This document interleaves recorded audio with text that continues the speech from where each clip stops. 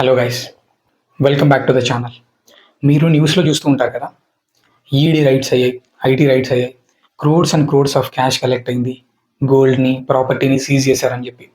ఈ హెడ్లైన్స్ చూసినప్పుడు మీకు కూడా డౌట్ వస్తుంది, అసలు ఈ మనీని ఎలా పట్టుకుంటారు, తర్వాత ఎక్కడికి వెళ్తుంది, గవర్నమెంట్ దగ్గరికి వెళ్తుందా లేదా ఆఫీసర్స్ దగ్గరే ఉండిపోతుందా?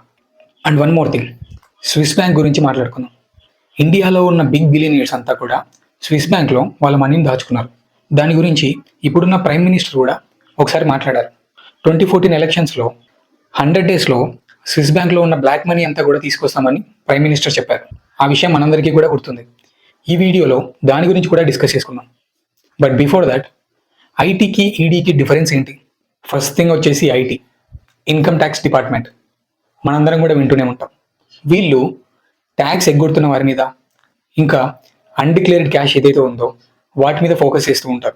నెక్స్ట్ థింగ్ వచ్చేసి enforcement directorate, which is ED. వీళ్ళు black money, money laundering, illegal foreign transactions crimes క్రైమ్స్ మీద ఫోకస్ చేస్తూ ఉంటారు. ఇదే ఐటీకి ఈడీకి ఉన్న difference. Okay, let's get into the topic.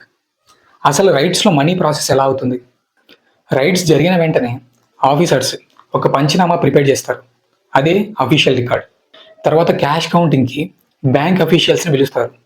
Counting మెషిన్స్తో ఆ క్యాష్ అంతా కూడా కౌంట్ చేసి బండిల్స్కి సీల్ వేస్తారు. ఆ క్యాష్ అంతా కూడా ఎస్బీఐలో పర్సనల్ డిపాజిట్ చేస్తారు. డైరెక్ట్గా ఆఫీసర్స్ దగ్గర అయితే ఆ క్యాష్ ఉండదు. ఇంకా గోల్డ్, డైమండ్స్, ప్రాపర్టీ డాక్యుమెంట్స్ ఇవన్నీ కూడా స్ట్రాంగ్ రూమ్లో స్టోర్ చేస్తారు.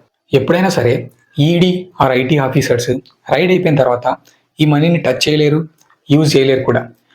కోర్టులో కేసు అయిపోయిన తర్వాత గిల్టీ అని తేలితే ఆ మనీ గవర్నమెంట్కి ట్రాన్స్ఫర్ అయిపోతుంది. నాట్ ఏ గిల్టీ అయితే ఆ మనీ ఒరిజినల్ ఓనర్కి రిటర్న్ ఇచ్చేస్తారు. స్టెప్ 2, ఈ మనీ గవర్నమెంట్కి వెళ్ళిన తర్వాత ఎలా యూజ్ అవుతుంది?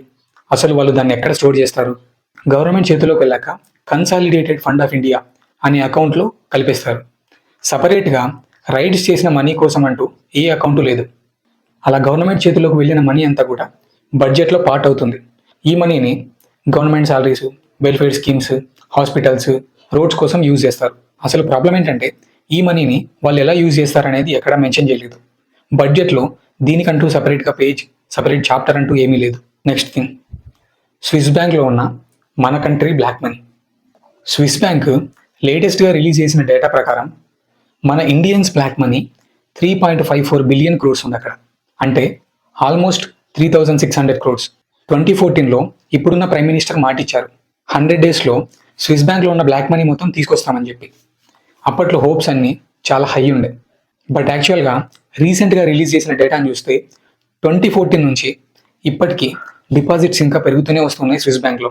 అపోజిషన్ ఇంకా పీపుల్ కూడా ఇప్పుడు క్వశ్చన్ చేస్తున్నారు, bring back black money from abroad అని. అసలు ఆ మేనిఫెస్టోలో చెప్పింది ఏమైందని క్వశ్చన్ చేస్తున్నారు. ఫారిన్ లాస్ అన్ని స్ట్రిక్ట్గా ఉండడం వల్ల వాళ్ళకు కూడా తీసుకురావడం కష్టంగా మారింది. అసలు మన బడా బిలియనీర్స్ అంతా కూడా స్విస్ బ్యాంక్నే ఎందుకు చూస్ చేసుకుంటున్నారు? స్విస్ బ్యాంక్లో చాలా సీక్రెసీ ఉంది. వాళ్ళు మీరు అకౌంట్ హోల్డ్ చేసినట్టు కూడా మీ పేరుని ఎప్పుడూ బయట పెట్టరు. వాళ్ళ దగ్గర అంత సీక్రెసీ ఉండడం వల్లనే మన వాళ్ళంతా కూడా ఆ బ్యాంక్ని చూస్ చేసుకుంటున్నారు. అండ్ వన్ థింగ్, అక్కడ ఎవరికి అకౌంట్ నేమ్స్ అంటూ ఉండవు. ఎవ్రీ అకౌంట్కి ఒక కోడ్ అంటూ ఉంటుంది. ఇది కంప్లీట్లీ మనం మూవీస్లో చూసిన మాఫియా ఎలా అయితే రన్ అవుతుందో అలా ఉంటుంది. And get back to the video. Corruption inside the department. అసలు ఈడీ, ఐటీ డిపార్ట్మెంట్లో కరప్షన్ ఉండదా? ఆ మనీ అంతా కూడా డైరెక్ట్ ఆఫీసర్స్ పాకెట్లోకి వెళ్ళదా? అది ఎంతవరకు నిజం? ఆ రైట్స్ జరిగినప్పుడు ఆ అథారిటీస్ బ్రైబ్ చేసినట్టు ఎక్కడా కూడా ప్రూఫ్ లేదు. డైరెక్ట్గా సీజ్ చేసిన మనీ పోయిందన్న కేసు కూడా ఎక్కడా లేదు. కానీ కరప్టెడ్ ఇన్సిడెంట్స్ అయితే చాలా ఉన్నాయి. 2025లో ఈడీ డిప్యూటీ డైరెక్టరే 20 lakhs బ్రైబ్ తీసుకుంటూ దొరికిపోయాడు. ఎర్లియర్ ఒక ఐటీ ఆఫీసర్ ఇంట్లో 1 crore క్యాష్, గోల్డ్, ప్రాపర్టీ మొత్తం దొరికింది. దానికి ముందు తెలంగాణలో కూడా ఈ డిపార్ట్మెంట్స్కి సంబంధించిన ఒక ఆఫీసర్ రైడ్కి వచ్చినప్పుడు బ్రైబ్ తీసుకుంటూ దొరికిపోయాడు. ఇలా ఇవన్నీ కూడా ఈ డిపార్ట్మెంట్స్కి ఉన్న ట్రస్ట్ని డ్యామేజ్ చేస్తాయి. సో ఫైనల్ రిజల్ట్ ఏంటి? రైడ్స్ చేసిన మనీ ఒకవేళ కన్విక్ట్ అయితే గవర్నమెంట్కి వెళ్ళిపోతుంది. గవర్నమెంట్ దాన్ని యూజ్ చేస్తుంది. బట్ దాన్ని ఎలా యూజ్ చేస్తుంది అనేది ఎక్కడా కూడా మెన్షన్ చేయట్లేదు.